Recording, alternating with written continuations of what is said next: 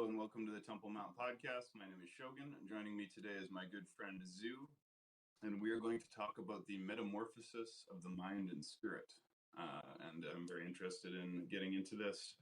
Zoo's got a lot of great podcasts you can find on our previous YouTube channels, which I highly recommend you check them out. I'll post them later to make them easier to find. And actually, we're going to upload your past episode about the Anunnaki onto the new channel because that was a great episode.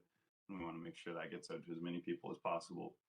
But before we get started on this conversation, please make sure you've joined the Temple Mount Discord server where we record these podcasts every single day. You can attend live. You can do your own podcast. It's great. It's much fun. So join the Temple Mount Discord server. And just as importantly, go to the Temple Mount podcast channel in the server and subscribe to the official Temple Mount YouTube channel. It is a great channel. It has great episodes on it, and new episodes are getting uploaded every day.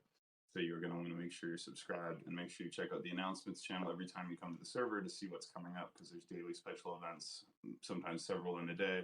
So always keep an eye on what's going on in the announcements channel so you don't miss any of our great stuff. That being said, welcome, Zoo, my friend. Thank you for joining me. How are you? I'm doing quite well. How about yourself? I'm great, dude. It's been a wonderful day. It's very beautiful and sunny in Winnipeg. It's my long weekend. One more day off tomorrow. I spent the day chopping wood with my family. Well, I chopped wood and was at my family's place. I've had a great day. So the image that you posted is really interesting, right? It's a cool artwork. It shows the eye in the pyramid kind of like going into somebody's head, and it's kind of like spiritual and psychedelic. So I'm interested in sort of the imagery and meaning of that. And also your tattoos are pretty interesting and cool. I don't know if you can whatever, post pictures of them or whatever. You don't have to do that now. But, there's the two-headed eagle on your tattoos. There's the black and white mason checkerboard. There's the eye in the pyramid. So these symbols are very deep in meaning. And I thought maybe we could get into some of the meaning of that. But where do you want to start, right? Metamorphosis of the mind and spirit is an intriguing but broad topic. So where did you want to begin? We could start off with a symbol of the tattoos because it kind of relates to all of that. That sounds great. So why don't you, if you're interested, why don't you walk us through the different tattoos you have? And you don't necessarily have to show us if you don't want to, but just tell us what the reasoning was for each of the tattoos you chose to get. And it's unfortunate that we didn't record this as a video because of that, but nevertheless, you can see these on the server and so forth.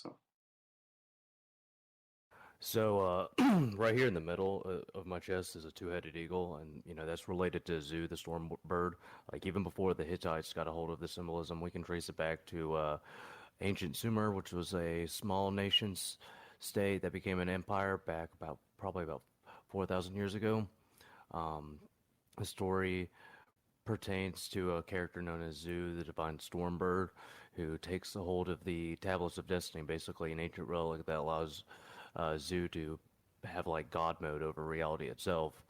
And then Zu gets slain by Marduk or Ninurta, depending on which version of the story you have. So in Roman times, it ended up symbolizing actually power and dominion, and got popularized because they found it in the ancient Near East, with the Hittites who carried on this symbol as like a military tribal symbol. And essentially that's what that ended up becoming, is these militaries during the Crusades saw the symbol, thought it was cool, adopted it into their emblem, and then adopted that later on to official royal heraldry all throughout Europe. It's actually a much more universal symbol. We found this symbol over in India. We found it over in Mexico, Mesoamerica. We found it quite extensively around the world, China, a lot of the places connected directly to Eurasia, but as far as we can trace it, it goes all the way back to ancient Sumer. The really interesting thing about this symbol in my mind is it is about transformation. It is about a story that builds upon a story that builds upon story for aeons or ages, if you will. Of course, I've got the all-seeing eye right on my neck. It's very bold. It's very like kind of in your face. It's a bit controversial, even at places I work. But essentially, it symbolizes divine providence, and if you believe any belief in like a creator god, or it doesn't have to be monotheistic or polytheistic particularly, but essentially the idea of that there's some sort of creator god or gods watching over us while we are on Earth, and a part of this is like a trial. Connected to them are actually seraphim. They're broken in half, one on the left side with three wings, the other with another three wings and three eyes on the right side. So in total, it's seven eyes around the neck, which I've always been inspired by the apocalyptic literature, especially the Book of Revelation. So the seven eyes kind of have like strong symbolism relating to like powerful levels of perception, which is kind of the key behind attaining this kind of metamorphosis of the mind and spirit that I'm talking about. On my left forearm is a all-seeing eye with the pyramid that you can find on the back of the dollar bill. Um, it's essentially symbolizing God's divine providence as well as how our society is built, with levels to it, and at the top is God who is holy. So the capstone is actually separate from the pyramid itself, which is where the term holy comes from, which literally just translates to that which is separate, and connotation implies sacred, which trails me back to onto the divine storm bird, because that's one of his key characteristics in the myths and stories and everything that moves on, is that he is a flying eagle who flies above and is ruler of the sky. Well, in ancient times, eagle is a very popular symbol all around the world because it was seen as almost synonymous with the divine, like metaphorically speaking, if you will. And so it has been linked with divinity across various cultures and various times, and not all of which were monotheistic, not all of which were polytheistic or henotheistic. And then on my forearm right here, on my right forearm, I've got a skull, which is symbolic of death itself, and that's part of what the metamorphosis is about, is this constant death and rebirth of your mind, your perception, your ego, your understanding of yourself, and your understanding of the world around you that you coexist in. And then I also have the Eye of Horus right next to the skull, which is a symbol related to the all-seeing eye. Just in the Egyptian motif is actually seen as the eyes of the Lord during certain eras in ancient Egypt, when it was linked to Osiris providing divine providence over the world. And yeah, that's essentially my tattoos in a nutshell. Well, I think that's actually a great entrance into what I'd like to talk about, because this is at least two of these symbols. Well, really, all three of them are very significant to me and like my spiritual spiral code process. Those being the eye in the pyramid and the singular eye in general, and the two-headed eagle. As you know, I am in a state of perpetual Warhammer psychosis, which is the term that NSA came up with to refer to the fact that I treat Warhammer as though it is genuinely like real in its essence. And as you know, the God Emperor of mankind, his personal heraldry is the two-headed eagle, right? And so the imperial aquila that many of the Space Marines wear across their chests, and that the God Emperor wears on his personal heraldry, is the two-headed eagle. And that symbol is very commonly used throughout national governments like Russia, and all the way back to like Tartaria probably, and America. Well, America has a single-headed eagle, but many countries use a two-headed eagle or have throughout history. And I love the image. I used it for the server, Order Ab Chao, the two-headed eagle, and it says Order Ab Chao, meaning order from chaos. And it's fascinating how it ties into you did a whole episode on Zu, the Floodstorm weapon, the Anzu, the dragon, or the two-headed bird. And that was a great episode. So I really want to dive into like what the real meaning of this is and all the different interpretations of this symbol, and also the eye in the pyramid, because I have realized, like, in my personal opinion, like that is my enemy based on my understanding. So you can correct me if I'm wrong, and obviously you're my friend regardless of how our allegiances or our beliefs differ. But like, for example, there's someone in the city who tags a singular eye, right? Like it's a one eye or whatever eye in the pyramid. And it's like, I just intuit spiritually that this is like a negative thing to me. I'm trying to figure out like who's doing this, because I feel like this is like in my spiral code, this is like my adversary. And I don't know if I told you about the time when these police came out of nowhere And again, it's interesting, right? They came out of nowhere and they shine this one bright flashlight directly in my eyes, which in a way is like this one bright white staring eye, right? That it's nighttime and they're shining it right in your eyes intentionally to blind you. This one bright light in your eyes to blind you. And I'm staring back with my two eyes and I'm like staring down this flashlight. And the cop's walking towards me, shining this light in my eyes. Did we lose you? Hopefully he'll come back in a second. But anyways, they're shining this light in my eyes, and I didn't really make this connection before. Anyways, they say, get in the back of the car, and they punch and kick me, and I'm like just standing stiff. They can't get me in the back because I'm really strong, basically. And then finally, the guy does like a big side kick and like kicks me into the back of the car and slams the door behind me. And I wasn't clear on why they had done any of this to me. So I said, what's going on? Like, why did you do this? Who do you work for? Is what I said. And I swear, let your SBS and you never be know. But the truth is, the guy turns around, he looks at me, he goes, we work for the one-eyed grand architect of the universe. So the cop says, we worked for the one-eyed grand architect of the universe. And I said, where are you taking me? And they said, we're taking you to put an octopus inside your body. Now, that's neither here nor there, but the concept of one-eyed grand architect of the universe is very interesting that they said they worked for.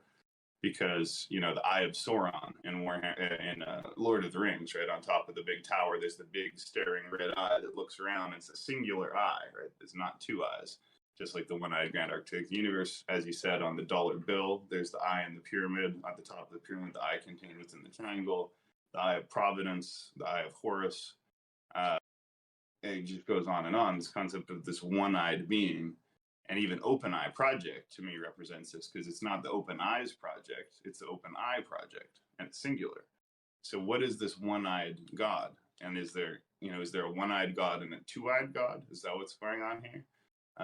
Because that's kind of my interpretation, is the one-eyed God is the God of this world. Again, Freemasonry, right? There's the one eye within the G or within the compass, I believe. So my working hypothesis is there's the God of this world is the one-eyed God, and the God that I worship, El Elyon, is the two-eyed God. And I'm just wondering if you would agree with that, or if you can elaborate on that, or just explain what is this one-eyed grand architect of the universe, and why does it only have one eye? So, in my personal perception of this, goes behind a hidden hand, a hidden character who plays a role, but not mostly behind the scenes on in this world. And this person or entity, is essentially the true creator of this universe. And they weren't a perfect creator. Unlike the Christian narrative, they were not a perfect creator. Never were. We don't live in a perfect universe. The universe itself is, a construction. And ultimately, what I've seen in the mythology and also looking at the science of how we came about, it did start off as like something primordial and cosmic before ever getting to the point of life. And then when it did finally get to life, life had to diverge in so many directions before, over billions of years before we could come about. And we're part of that great work. We're just essentially, a lot of it has to do with, I think, the creator gods or creator God influencing the system that has been created such that they could create humanity. And some people would call that the Anunnaki, but and most people believe the Anunnaki are like aliens, which I don't believe. I believe this is much more cosmic, potentially behind the scenes stuff beyond the veil. Essentially, the one-eyed God, because they are all pervasive over the world, is capable of influencing and leaving its mark with the symbols and stories and motifs that essentially hide in plain sight how the universe was created, how the universe was constructed, why it was constructed.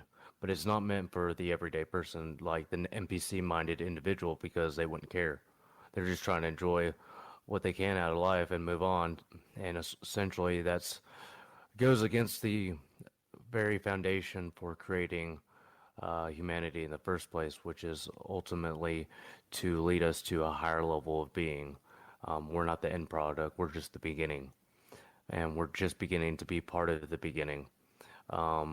So a lot of this will kind of like ring a bell in terms of like Warhammer. Essentially, this entity, I believe, has lived across all of the ages and hides among plain sight if they do choose to be incarnate. Um, I don't know if they're alive. I don't know if they currently exist in our realm, but they've been playing this role for thousands of years, essentially as the ultimate watcher. And what's the best way to learn is to observe, and experience before making changes to how the program itself works. And that explains a lot of the glitches that we might have in the Matrix, the deja vu, the spiral code, even. Essentially, you must have some sort of powerful, super intelligent entity responsible behind the very mechanisms that we perceive as spirituality or, cosmic influence or divinity itself. It's the idea of God trying to touch man, and humanity being the best version of its product. Much work in progress. That's why over the millennia you'll see this character, as they change names and change identities and change faces across many cultures, actually develop different sets of morality and belief itself, because the creator is learning from its creation ad infinitum, and built helping preserve what its creation has brought forth, so that it can be expanded on and perfected and made even better by future generations. And is also the entity behind civilization itself. It's the ultimate social experiment. Mark Zuckerberg's social media concept has nothing on this, essentially.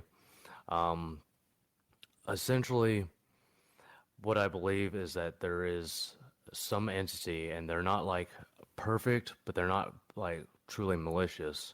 I think part of that is our inability to grasp paradoxes and duality itself, and thus being more likely to be stuck in one direction. And so I'll bring that back around to the idea of the double-headed eagle. It's able to look back and right. It's able to look forward and backward in time, like we. It's linked to Janus, the two-faced god in the Roman belief system. Essentially, um, looking within and without, and a lot of the things you'll find in esoteric, whether it be Western or Eastern esoteric schools of thought, I believe we are intentionally made to be able to diverge. I think that's one of the huge factors behind tribalism itself. Is supposed to be a self-correcting social mechanism for organizing communities and people who might not, if gone to pure human nature, even be able to coexist without killing one another. This is very interesting, and I'm glad we're having this conversation because this is what I've been trying to study. But I'm going to have to ask you to repeat yourself. I'll listen to this again later. But so you're saying you don't agree that the Anunnaki are aliens. You believe that they are what exactly? Like, how would you define them in simplest terms? Potentially cosmic entities who've been a part of the creation of this universe.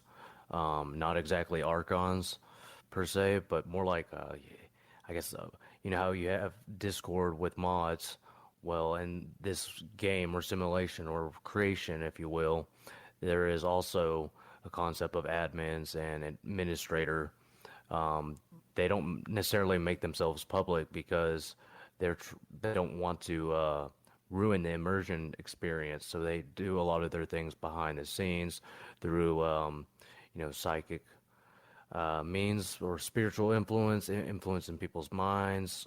It is linked to MK Ultra. I think MK Ultra was a observation of this phenomena to help these creator gods and potentially a centralized creator entity further uh, influence and manipulate humanity for its own purpose, and that we're not truly as godlike as we perceive ourselves to be. There are things beyond our imagination and capabilities that we just don't interact with because they're so powerful that they can interact with us without us even knowing it. Fascinating. So When you talk about these Anunnaki or this one-eyed architect type being, is it a singular unified force, or are there multiple factions that are in adversarial relationships with each other? So, like, are there Anunnaki of different factions that fight against each other, or is it the case that they're all on the same team, so to speak? So it's essentially a lot like red versus blue game. People pick a side and they do it, and it's part of a cosmic theater behind the scenes that they're having amongst themselves. And essentially, though, it comes into two main dynasties or factions, if you will, and that's the Serpent faction and the Eagle faction. And these are mortal enemies naturally, but they also have completely different tactics and are completely different organisms, if you will. Um, you know, with the snake dynasty, they're typically a lot more roguish. They tend to be more subversive in nature. They've specialized a lot more in the social engineering, if I would have to guess, whereas the Watcher side would be more like the Eagle side. It's always trying to catch the bad actors within the system, if you will. I do actually believe in reincarnation. I believe that at our death we will have a judgment based off of what these beings see from the test that we've been given, because we are given essentially the universe already has programmed in it a quest log meant for people with options, and that is what destiny itself is. Fascinating. Absolutely fascinating. So, are the Anunnaki synonymous then with what are called the Watchers? Yes. Are the Anunnaki and the Watchers also synonymous, in your opinion, with what are called the Elohim? If you're familiar with the term, it's a biblical term, usually translated as gods with a lowercase g, or children of God. But are you familiar, or have you drawn that correspondence yourself, or no?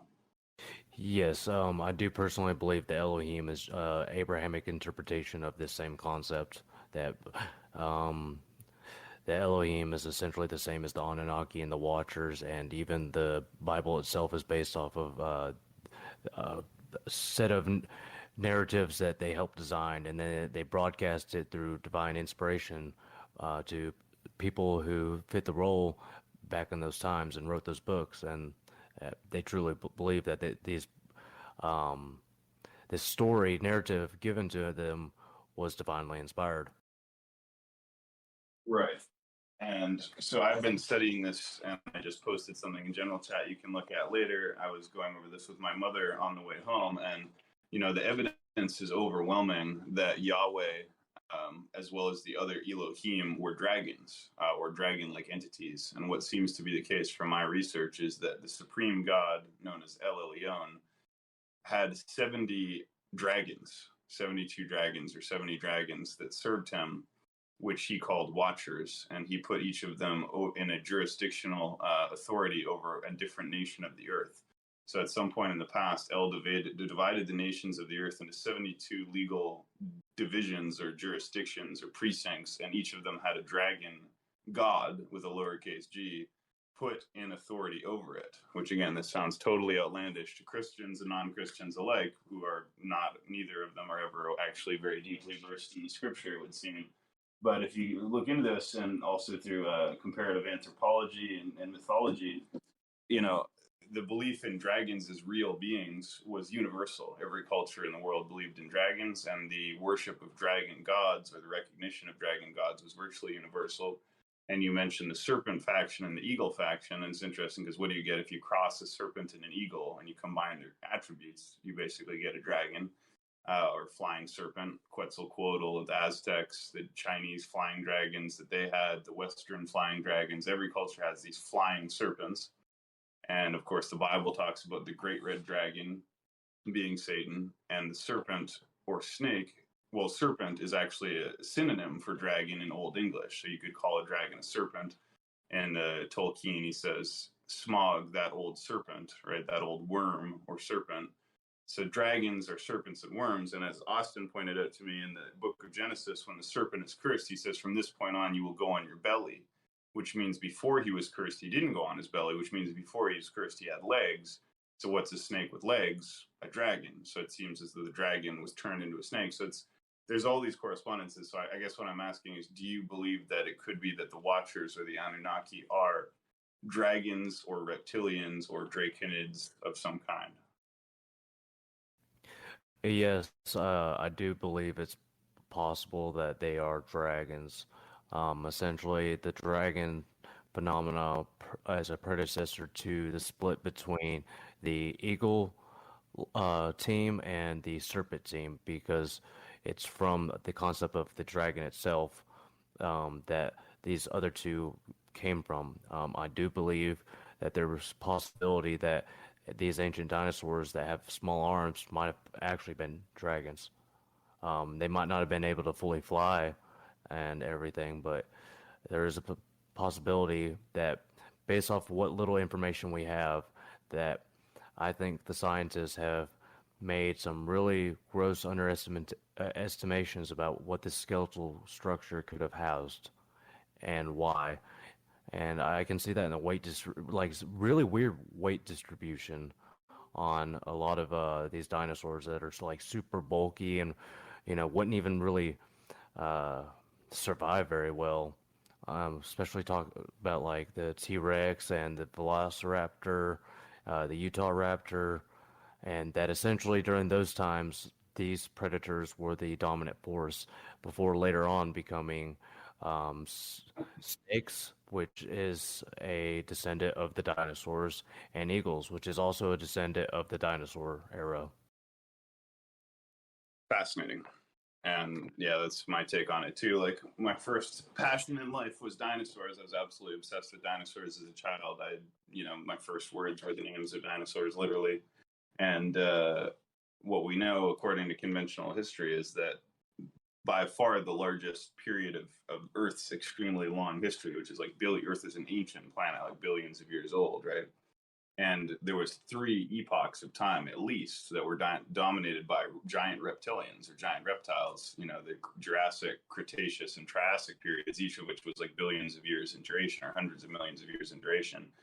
And we only know a tiny fraction of the dinosaurs that existed. The fossil record is ridiculously incomplete. Like, we know like less than 1% of all the dinosaurs that existed, which means there could have been, think about the ones we do know and how there's like titanosaurs that were bigger than skyscrapers and huge, flying Quetzalcoatl type things. What are they called? Pterodons or pterosaurs that are as big as giraffes. Like, they literally had giraffe-sized flying reptiles, which is essentially a dragon. So then think about what we don't know in those hundreds of millions of years, what kind of huge flying reptiles may have existed. And we don't know when they may have died out and what remnants may have continued. And there could have been the evolution of intelligent reptilians and so forth. This is kind of a different subject I have to do a whole podcast about. But the theory I heard, which is just interesting to speculate about, is El, the god that we recognize as the true supreme god, obviously didn't come into existence in recent times. He's been here since the beginning. So that means that God existed throughout the whole ages of the dinosaurs, right? God didn't come into being in human times. He would have existed during the whole history of the earth. So why would he not potentially have had interaction and communication with intelligent reptilians during the time before mankind, right? God existed back then. Perhaps he interacted with reptilians back then.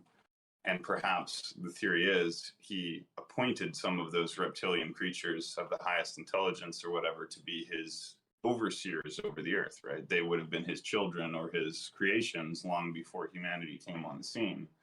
And so it would make some degree of sense that he might have appointed these more ancient and powerful beings into some kind of overseer position over the more recent human beings. And then these are what we call the Watchers. And again, this is tying into maybe something different than what you wanted to talk about. So I don't want to take you off whatever you had in mind to talk about. But, because you brought up the Anunnaki and you said the Anunnaki are the Watchers, and I was literally just studying how the Watchers appear to have been dragons, quite likely.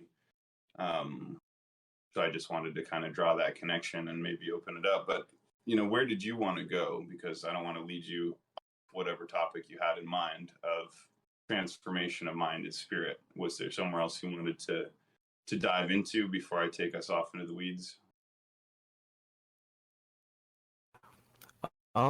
Yeah, essentially kind of like bring this all the way back around and why this symbolism and everything like that is important. And I would say everything we talked about would be important context to why I see metamorphosis as a process that humanity itself is going through and will be going through for some time. Right now, we are but caterpillars on our ways to becoming butterflies. And essentially, if you study nature, if you study history, if you study our sociology, if you study anthropology, if you study the evolution of language, if you study many different things like biology, you realize that over time there's a repeating trend, and that archaic but fundamental concepts became more sophisticated and complex and standardized over time, essentially to the point where we are right now, and that this concept of God just magically poofing the earth into existence is kind of like far from it, because it's just essentially been a concept of life building upon life, life building on more specialized life until there's a aha moment when we get from the reptiles to the paleo mammalians, and from the paleo mammalians to the neo mammalians, like we are, essentially being able to process complex thought, be able to regulate emotions, regulate urges, primal urges, natural urges, to communicate with one another. And if you look at it, it is kind of like a metamorphosis of you, if you will, already with life itself, with society itself, with humanity itself, with the animal kingdom itself, with history as we know it. And it's all building on a foundation, a framework, a uh, grand design, if you will, but it's being allowed to grow organically on its own to build something more refined and more capable, more competent, more conscious than the previous iteration of what we're going through. So basically, it seems that there's a thread throughout everything from the Sumerian epic of Gilgamesh and the ancient pre-biblical texts, and in the biblical text, the Book of Enoch, and the whole Nephilim narrative, all the way up to the present time with the modern alien contactee experiences and UFO encounters, which is that humans are the product of an ongoing project of genetic engineering, interbreeding with aliens, or hybridization, or modification of pre-existing local species. And you're pointing out that we're being guided to some kind of process. So would you agree that's like the continuous thread here, is that humans were not ever a naturally evolved species, nor were we simply made by God, but actually we were the product of some kind of higher order being that we call Anunnaki, Nephilim, Anunnaki, Watchers, or Elohim. And so that we are sort of an ongoing genetic experiment or project. Yes, but I believe it's much more than just genetic. Genetic is a huge part of it, but that's why, bloodlines and dynasties have been so predominant even in humanity, and been a center focus of tribalism, and then tribalism to city-states, city-states to empires, empires to nations. This sort of concept that's been evolving over time has all been a part of a building process, and because these spirits must be contained inside of a vessel, that it's in the spirit's best interest to help guide along this process to create something better. Ultimately, I believe the end goal is an organism, an intelligent version of us in the future, a post-human version of us that is godlike in comparison to our modern day versions of ourselves. Do you think that making us godlike is ultimately the goal? Is this some kind of natural process where godlike beings create new godlike beings, and that's sort of the teleological process? Is like what, for what reason do you speculate that they want to take us and make us godlike? Are we to be used for some purpose, or is this just their generic interest? Is the evolution of beings, is it benevolent, do you think, or in some way malevolent what they're doing, or they just have our best interests at heart? I don't think general morality applies to all of them. I think some of them are benevolent, some of them are malevolent, that they're players behind the screen guiding these decisions because of oftentimes their self-interest or the interest of their own collectives. Essentially, though, it's in everyone's best interest for humanity to get stronger, to get faster, to get more intelligent because these spirits use us as their vessels when they enter through this realm and go from a soul to a soul that's embodying a vessel. That vessel grows up and goes through its own metamorphosis. That is the human life cycle, and lives through the experience, has fun, has this absolutely immersive kind of experience that's beyond even our video games. Our video games are just a projection of this concept, I believe. Essentially, I believe, though, that they're trying to build an intelligence because it's in their best interest, too. That we did start from relatively nothing, but a cosmic blueprint that dictates the universal laws of physics and geometry. Um, and essentially, we are but a tool, but also a plaything for the gods. A tool and a plaything. So to go back to your my question before, you said there's two teams, the Serpents and the Eagles, and you implied that it's a red team, blue team. So is like that ties into one of your tattoos, which is the Masonic checkerboard. And my understanding of the symbolism of the Masonic checkerboard is that the apparent dualism of black and white, good and evil, is actually illusory because the grand architect utilizes both principles according to some balanced ordered structure. So whether essentially the symbolism seems to be of the Masonic checkerboard that whether you're the black or the white, it's ultimately all under the same jurisdiction of the one-eyed God, and that also seems to be represented by the two-headed eagle, right? The parent dualism of the two heads being one bird, which ties into what people say about the left wing and the right wing both belong to the same bird in politics, right? So this dualist, it's like a false binary essentially, an illusory binary. So is that what you believe, that there is really only one side masquerading as two sides? Or do you believe, as I do, that there is a genuinely adversarial relationship between, God and the devil, good and evil? Like, what's your take on that? So I believe more of the former, that essentially there is one centralized intelligence, but at the very top of the celestial pyramid. But to them, um, they believe it's okay for them to diverge into two main routes, and this is where the concept of dualism itself comes from, as a point that gets stretched in two directions. Essentially, when they get stretched from two directions, but they're of the same founding substance, primordial substance, if you will. They are just different variations of each other.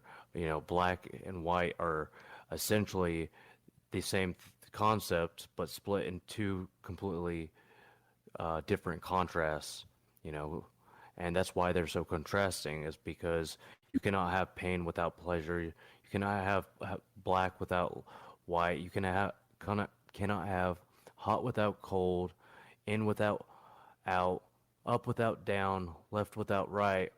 Essentially, it's coming from one point that gets split off into two, and that's where the confusion of dualism itself comes from. And personally, it's the reason why I don't believe more along the vein that you do, is because these are just the yin and yang doing their eternal dance, and they've always been doing this dance throughout all of this cosmic experiment, whatever this is. I cannot truly tell you what it is. I'm still learning, trying to figure that out myself. I don't know if I ever will, if that'll be within my capabilities of comprehension. But essentially, you take one concept and divide it into two, and it's really one thing with different properties of the other, and that's how you get the initial split, if you will.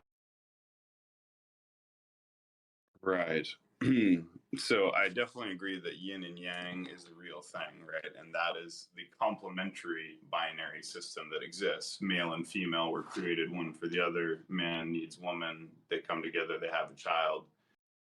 Me and you are serving the role of thesis and antithesis, and then through our conversation we create synthesis, which is the conversation, which is why the conversation progresses in this evolutionary way, which one of us monologuing would not produce. So you need two people to have a conversation, a man and a woman to have a baby, day and night to make the day and night, your sun and moon, yin and yang, masculine and feminine, hot and cold, etc. So those binaries, I agree, are complementary and non-adversarial, and that is how things should be, right? Like everything should have its natural balanced partner, right? The Jesus Christ has the bride of Christ, and so forth. Like everything has this natural gender polarity, binary, including even language in many things. However, I would argue there is also adversarial binaries, which are not equivalent to yin and yang, but are actually more equivalent to good and evil.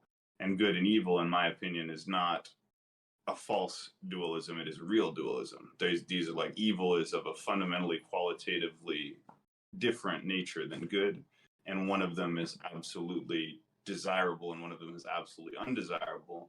Now, certainly you might say, as Lao Tse said, he said, heaven and earth are ruthless and regard all living things as straw dogs, meaning like they don't have any respect for feelings or anything. So good and evil, therefore, in a sense, don't exist at the cosmic scale. But that's conjectural. Maybe it could be cosmic evil, like in H.P. Lovecraft or whatever, right? But the thing I'm trying to get at is, for humans, for us, good and evil do exist, and they're genuinely in an adversarial relationship. And furthermore, there seems very much to me to be beings that exist that are hostile to us, not just like in a minor way, but in the maximal way. Demons, for example, they want to corrupt, they want to destroy, they want our souls. The devil wants our soul. They want to torture, they want to kill, they want to rape, they want to cause us to do these things, child sacrifice, all these things. So I don't find it possible to take a detached attitude of, oh, it's all just yin and yang. I feel it is absolutely necessary to declare on the side of righteousness against the side of evil. And this brings us into this eschatological thing in Christianity of the final battle between the lamb and the dragon. Like everything comes down to the English language. Like to understand things, you need to understand it linguistically. So you do not describe a nuisance, a pest, a servant, a useful idiot, or anything of the sort, or a useful stooge as an adversary. An adversary necessarily implies that it has some parity of force with you. So if there's a fly in your house, it might annoy you and you might not like that fly, but you don't call it your adversary. It's just a fly, right? So for Satan to be titled adversary, he must be in some sense capable of challenging or opposing God to some degree, in some way. And indeed, the whole story of the Bible, it begins with the war in heaven, right? Satan was cast down after being defeated in a war. And just like you don't use the term adversary to describe a fly, you don't use the term war to describe anything that isn't like a serious conflict. So if God just snapped his fingers and Satan and all the angels fell into heaven and there was no serious fight, it wouldn't be described as a war. It would just be called like the banishing of Satan and the fallen angels. But what appears to be is that there was a war, and again, a war implies there was some legitimate conflict, and an adversary implies a legitimate adversary. And if you read the Bible, it's clear that this war is not over. It's an ongoing war that we're all involved in, and all Christians are asked to take part in it, because it says we are to engage in spiritual warfare, not against flesh and blood, but against powers and principalities of wickedness in the heavenly places. So this implies that, and again, there's a verse that says, you cannot serve two masters. You will end up loving one and hating the other, hating one and loving the other. So you have to choose. So that tells you, there are at least two masters that you can choose from, and you have to choose because you can't serve them both. And so I solved the paradox of evil by simply conceding that God is not actually all powerful. And that's not a problem, right? The point is that he's good. Right. So the point is not that God has to be all powerful. It's that we are to serve the righteous God and resist the evil force. And so, in the end, God will win. Right. He will ultimately win. And when Jesus comes back and defeats Satan and the fallen angels and all the non-saved armies of the world that will join with him in the final battle. So I believe this goes back to like Zoroastrianism, right? Zoroastrianism was the original monotheism, but it was actually dualistic in nature. There was Ahura Mazda, who is the benevolent god, and Angra Mainyu or Ahriman, who's the evil god. And I believe that's the truth of the matter. I believe we live in a truly dualistic world where we have one evil force and one good force. Obviously, the good force ultimately triumphs because it says a light shines in the darkness and the darkness cannot overcome it. The darkness cannot extinguish it and the darkness cannot comprehend it. So indeed, it's not really a fair fight, because what happens if you throw shadows, all the shadows in the world, at a candle? Well, as soon as the darkness approaches the light, it just vaporizes. The darkness cannot hurt the light, whereas the light absolutely annihilates the darkness. But nevertheless, the Bible is clear there's a kingdom of light and a kingdom of darkness. And so that's sort of how that's what I believe is necessary to take seriously in order for Christianity to be made coherent. Because if you believe in an omnipotent singular God, Christianity is incoherent. I totally agree with that. But that's not what the Bible says. The Bible is describing a war, it's describing an adversary, it's describing a dragon fighting a lamb. And in the end, what we're promised is that the good side wins, right? And the asterisk on God's omnipotence is that it says at the end, not only will Satan and the fallen angels be destroyed and all suffering will vanish from the earth, but also the memory of it will be erased and it will never come to mind again. So what this kind of tells is that the story of this drama plays out where evil exists, but at the end of time, God being the Alpha and the Omega, retroactively undoes all the evil that had occurred and all the suffering that had occurred, such that in essence it never did occur, if you see what I'm saying. So it's like a movie plays, and then at the end of the movie, all the bad parts of the movie are erased from the film, going backwards to the beginning, so that in essence, they never happened. Now, this is a mystery that I don't quite understand, right? I don't know if any of that made any sense to you, but like if you can, I'm kind of floundering to where to even go from there. But like, that's my understandings. We're in a genuinely dualistic world. Now, the one thing I do think resolves this is the concept of the wheat and the tares. So there's a parable where basically they come and say, Master, you sowed vegetable seeds in your garden, but overnight an evil person came and sowed weeds in your garden. Should we go and rip up all the weeds? Now, obviously, the gardener is powerful enough that he can rip up all the weeds. He has the power to do that easily. However, he says, don't do that because you might accidentally rip up some of the good seeds along with the evil seeds. So what we need to do is allow all the seeds to reach their full fruition, their full culmination, and then we will separate them, right? And so it's like a test, right? And we're given the chance to allow our souls to develop, and then God will come and sort good from evil. Now, that's sort of my understanding of it, and that ties into the concept of the mark of the beast and the mark of the lamb. And it says Jesus is going to come and choose certain people out of this earth who are his chosen people that he's going to save, and everyone else is going to be exterminatus, using Warhammer 40,000 lore.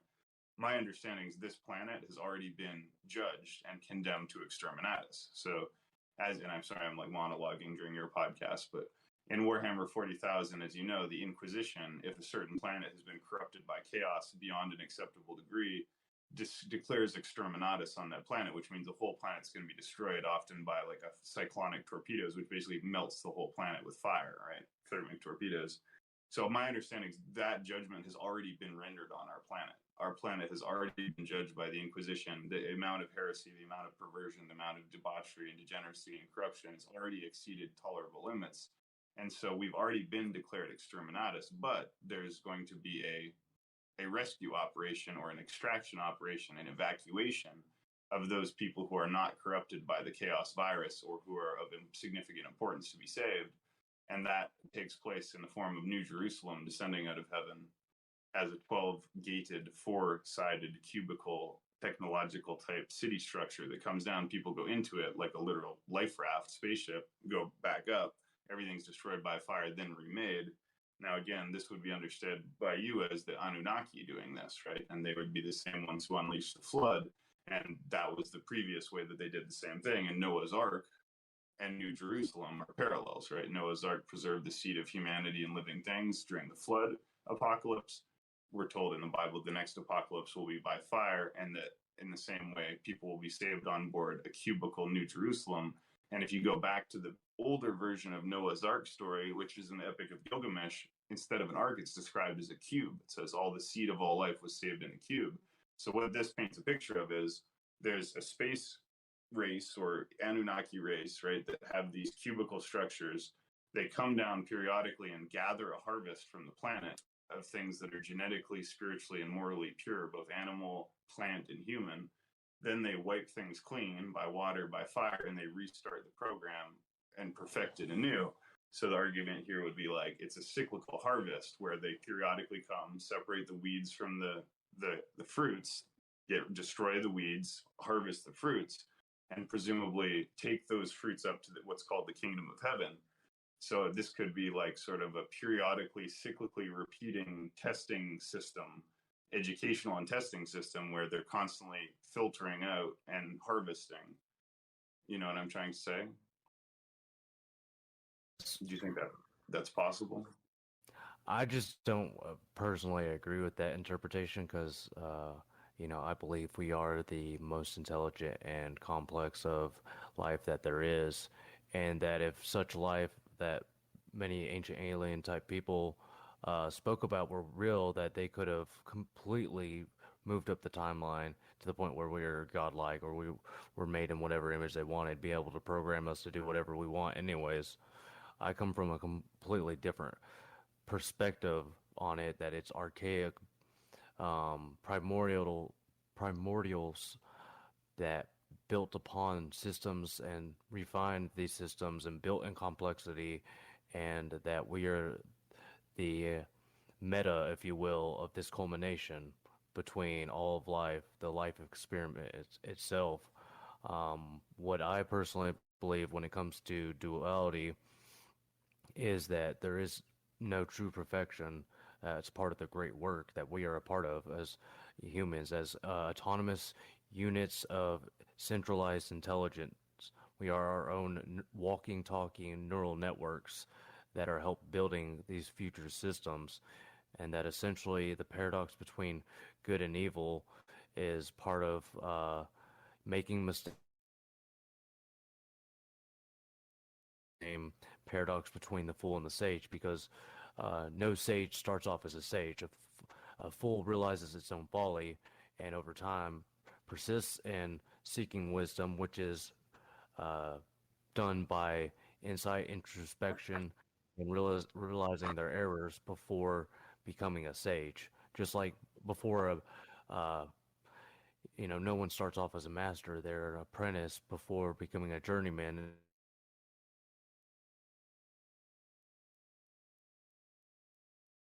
We're kind of losing your connection periodically there. Oh, can you hear me now? Yes. So essentially, one of the paradoxes of the good and evil is that there must be some room for uh, free will to exist to help build upon mistakes that are done. That's how this whole system works on many different levels. When it comes to your career, you start off as the grunt before you can work your way up to being the, manager. Um, when it comes to life, you start off as a boy before you can become a man, and when you go from boyhood to manhood, you end up gaining respect over time if you've lived a decent life. But errors um, must exist so that people have the opportunity and the chances to make conscious decisions on whether or not they want to go more towards being a butterfly, or if they want to be a worm that stays a worm for the rest of its life. Or another way of putting it is the NPCs will stay the NPCs because they refuse to see anything more than what propaganda this world displays. Whereas the people who are, I guess, playable characters are trying to become something else, trying to grow, trying to become better. And part of that reminds me of a quote from a dragon in the Elder Scrolls games that essentially goes something like this. How could something that started off good be truly good versus, um, say, someone who started out life or started out existence as evil and then had to realize their own wicked ways before becoming good? Who is truly good? The one who started off good and is much more easily likely to be tempted by evil, or the one who knew what evil was and then became good, and then even when he gets tempted by evil, stays good? I agree. And I mean, and there is a legitimate function for evil in some sense, right? So we have to learn from our mistakes, and only by learning from and taking accountability from our mistakes can we truly grow morally. If we were simply programmed to be good, then good wouldn't mean what it does, because it wouldn't be a morally virtuous or admirable thing to be good if good was just our natural nature. It's only morally admirable and worthy of respect that people are good because it entails that they have faced and overcome their own evil, right? That if you're just naturally good, that's not really good per se. You haven't achieved anything. And so I do believe that this reality that we're in, whatever it is, does serve at least three functions. One, I think it's a school, right? It's a place where our souls or whatever we are learns and develops and learns lessons that can only be learned in this particular kind of environment where things like adversity and suffering and so forth exist. Those teach us certain lessons. Secondarily, it's a place of testing, which a school also is a place of testing. So the place where we learn, it's a place where we're tested, where we're given enough rope, just like in the server. We give people rank, we give them rope, and they can either rise to the occasion and contribute to the server, or they abuse their power and they try and hurt the server. And at the end, that's the purpose, is to see what they will do with that rope. It's a filter, right? Or it's a test. You can do better or worse, and perhaps you can pass or fail. A third purpose, in my opinion, is it's a prison, right? And I have the concept that perhaps we humans are the fallen angels, right? Because it says there's a war in heaven, and Satan and his fallen angels, or his angels, are cast down to earth. Well, who's on earth? Humans are on earth, right? And we know that there's some parallel there to Adam and Eve being cast out of the Garden of Eden. So is it possible that we humans, or at least some of us, are actually sort of the fallen angels who got cast down to earth ourselves? And so we're actually in a prison, right? Because, like, why is Satan in charge of the world, right? As the Bible says, Satan is the god of this world. So could it be that we are all people who committed some crime in some past that we don't remember, but it wasn't so severe that we were doomed to annihilation? We were given a chance to redeem ourselves. It's like we're kind of like on probation or parole. So we were cast down perhaps from heaven to earth. We're now on probation and parole. And if we have good conduct, maybe we can go back to our home in the future. And if not, we'll be, game overed or sent down to an even lower level of prison than we're in now. So again, school, testing ground, and prison, I think, are three potential functions of the reality we find ourselves in, which I think you would probably agree is not the ultimate or true reality, in the sense there is something beyond this perceptual veil. Maybe I should just stop to ask, do you agree with that? Do you think this world is, in some sense, illusory, like a matrix or a demiurgic type thing? Or do you think that this is the ultimate reality that we're in right now? I think it's a little bit of a mixture of both. That reality itself is something that's been constructed by these players, if you will. But essentially, I like to think of it more like a labyrinth. And those who try to solve the puzzles and overcome the trials and overcome via thinking and strategy and getting better to try getting themselves out of the maze, that would be like the playable characters. And the people who just stay at the center and never take any direction or never really try exploring outside of, the circle because that's where they're comfortable, don't really get as much from it. And so they don't really see this as a school, but really just a place to have fun. It's just like a social environment. They're stuck in the social things. But the playable characters who are trying to actually grow have the potential to be the souls who end up being the cream of the crop, if you will, and be given better privileges and future iterations of this experiment, this game, this simulation, whatever this is. And so I believe that it is actually only logical to strive for benevolence for the sake of humanity and other humans. Um, and that by not doing so and falling for all the traps that are obviously placed before us and being able to learn as many things we can to avoid these traps and gain experience in on avoiding these traps, these pitfalls, these booby traps, these snares, that it will benefit our souls in the future when we come back to whatever this is. Essentially, I don't know whether or not it was by free will of souls in a realm above that we're here.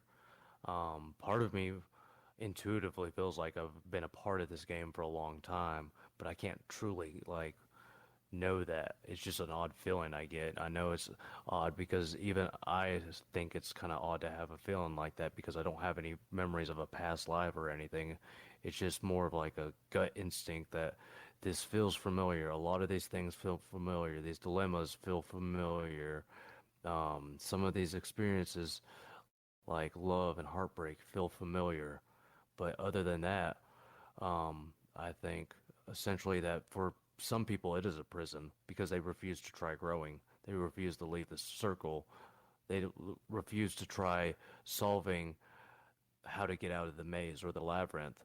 And so for them, it is a prison because they know nothing else. They never got outside of the small town to explore the grander world. This is neither here nor there, but it's my honest opinion, Zoo, that you are one of the most profound and deeply knowledgeable people that I've met on Discord. And as you know, I've interacted with many thousands of people through Discord, and many of them are very intelligent, very knowledgeable, very interesting people. But you definitely have a very unusual degree of esoteric knowledge, and you express yourself extremely coherently.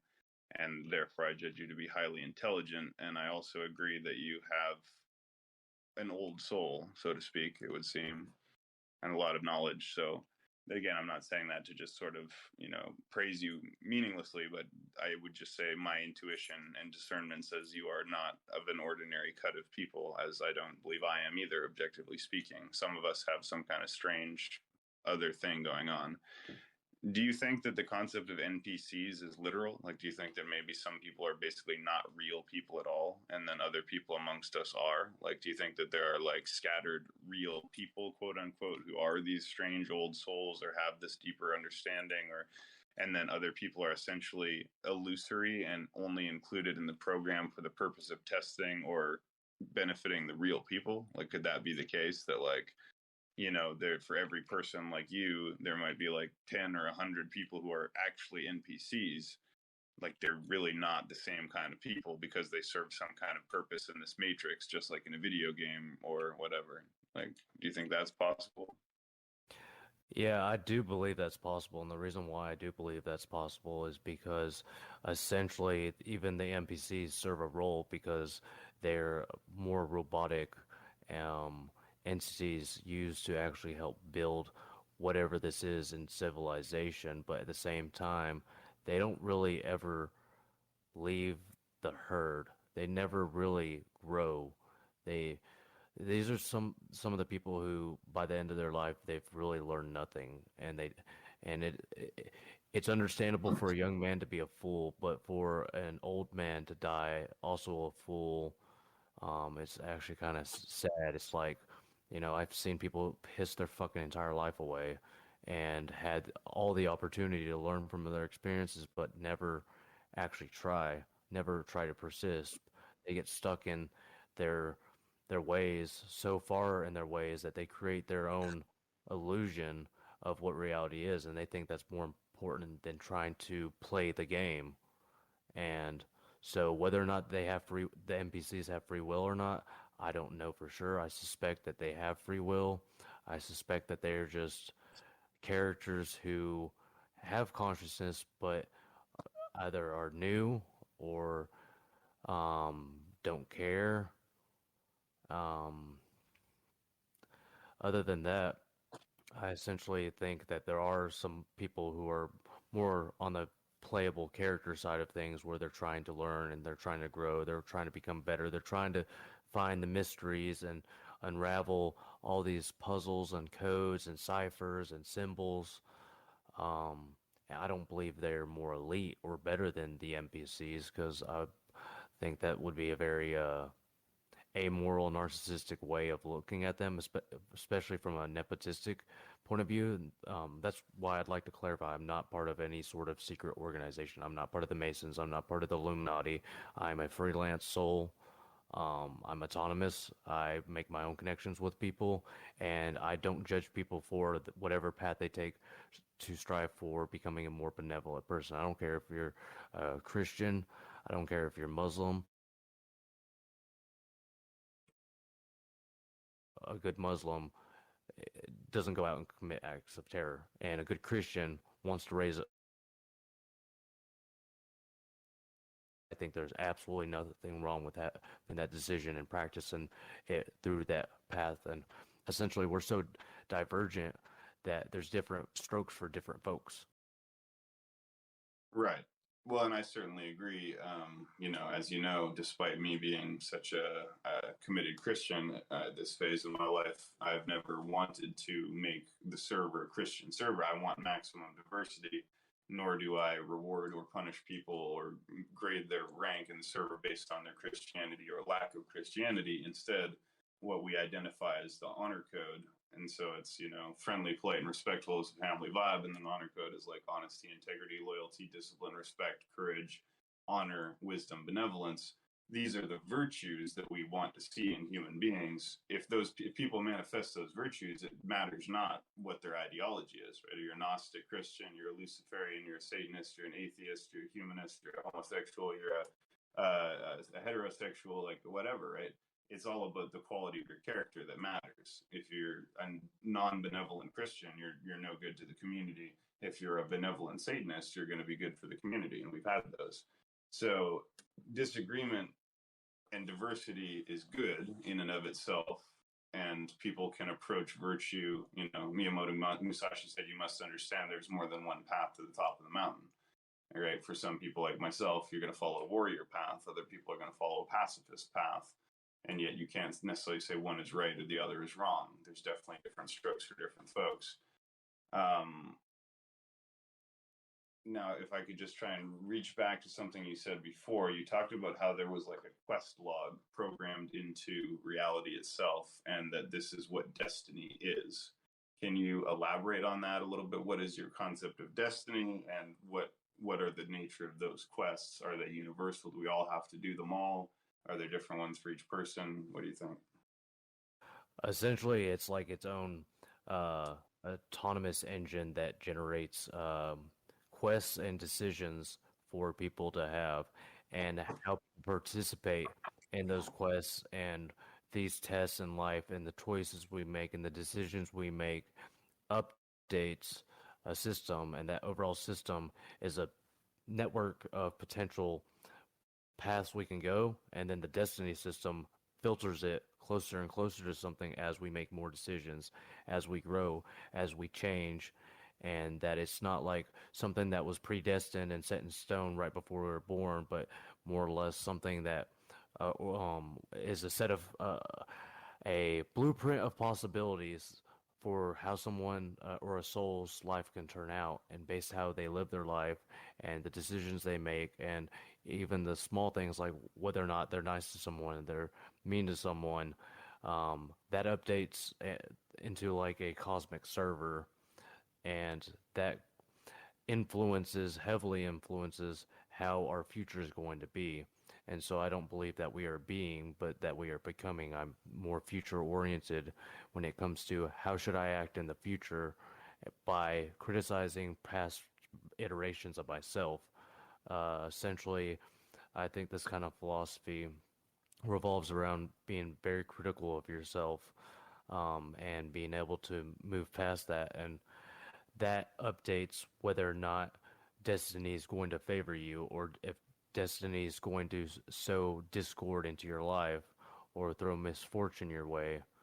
Now, I can't truly claim to know what it is, but I've seen how in my life, especially over the past 3 years, how my life has become completely different as I made completely different decisions, like deciding to get sober, deciding to stop drinking, deciding to not hang around, wicked folks, like I used to, deciding to try becoming a better individual, surrendering and becoming humble to whatever this force is, and then taking my pain and trying to transmute it into something that can benefit others in my day-to-day interactions with people.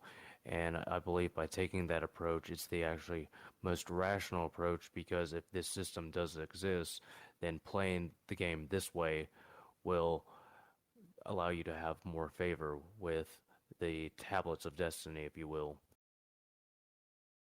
Extremely well said, and I couldn't agree more. And I think that's a fairly strong point to close on, actually. We're trying to kind of condense our episodes in somewhat shorter format. I think we've covered a lot of ground, and that's a very positive message. And indeed, like righteousness, we don't engage in the path of righteousness to avoid punishment from God, although that's certainly part of it. We don't do it to be higher or better than anyone else.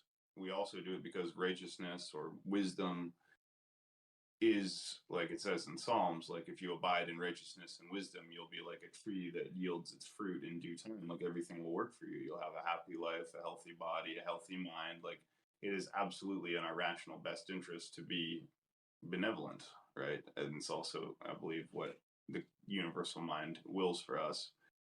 And so I just want to ask you, do you have any closing thoughts or closing message you really want people to take away from this podcast?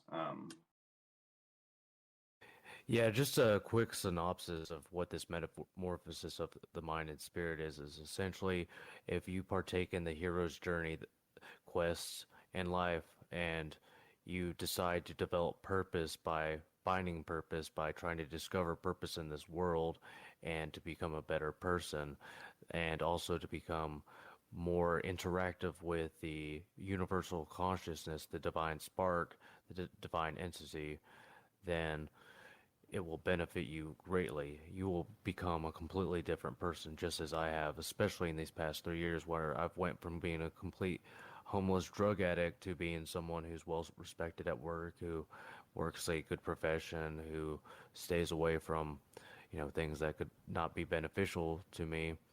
And also, I have a completely different mindset. Before, if I were to try thinking in these kind of way, it started off with like psychosis. I couldn't control the chaos.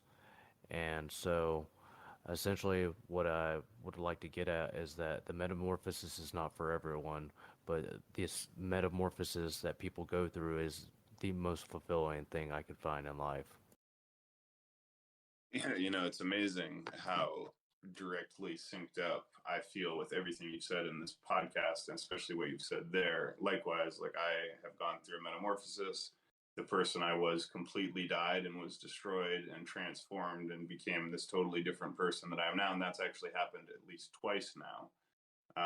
Basically, the person named Daniel died, and then I became this person named Shogun, and then now I'm in this new state again. And I'm not talking about the my username necessarily, but it's the process from my point of view, being born again in Christ. You say when someone is in Christ, the old has passed away. Behold, you're a new creation in Christ. The old has passed away, a new creation has come.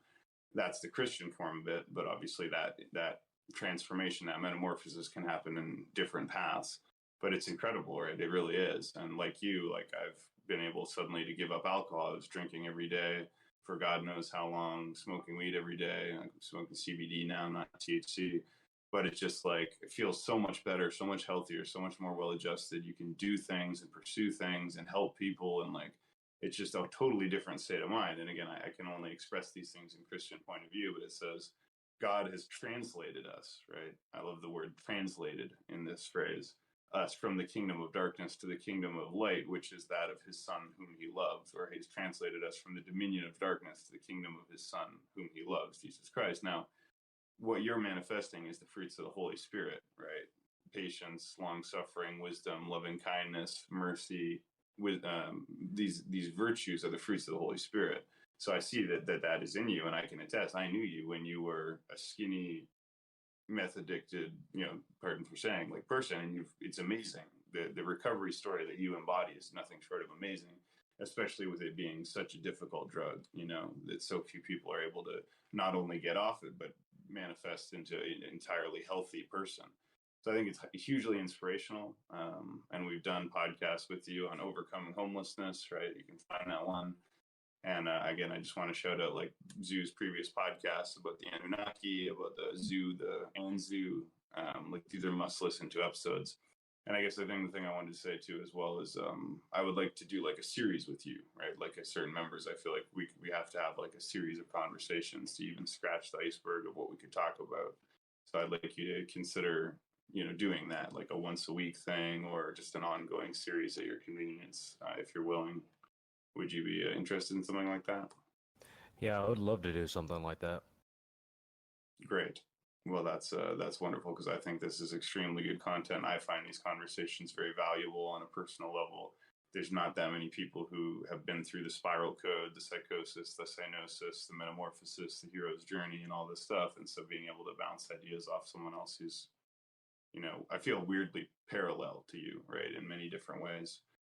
So that's a good thing for future conversation to build on. So, anyways, thank you very much for your time. Thank you very much for your insights and your inspirational example. Thank you to everybody who listened to the podcast and to sign for recording. Please keep an eye on the announcements channel. We'll be doing probably 2 to 3 episodes tomorrow. And if anyone would like to be on the podcast, just send me a DM and request to be on. We'll schedule you in. If you haven't been on yet, like, Dacian or anyone else, definitely do it. We want everybody to have at least one episode recorded. Make sure you subscribe to the Temple Mount YouTube channel and the Temple Mount podcast. It's a great channel. The episodes on the Temple Mount are great, like way better than what was on the Roundtable podcast, which was also great. And we're getting a lot of views and a lot of momentum. We want to keep that going. So like, follow, subscribe, share, leave a 5-star review on Discord, buy a t-shirt from the web store. We appreciate all these things enormously. And that being said, thanks again, Zoo. Thanks, everybody. God bless. Don't take the mark of the beast. And let's jump to the Templar Tavern.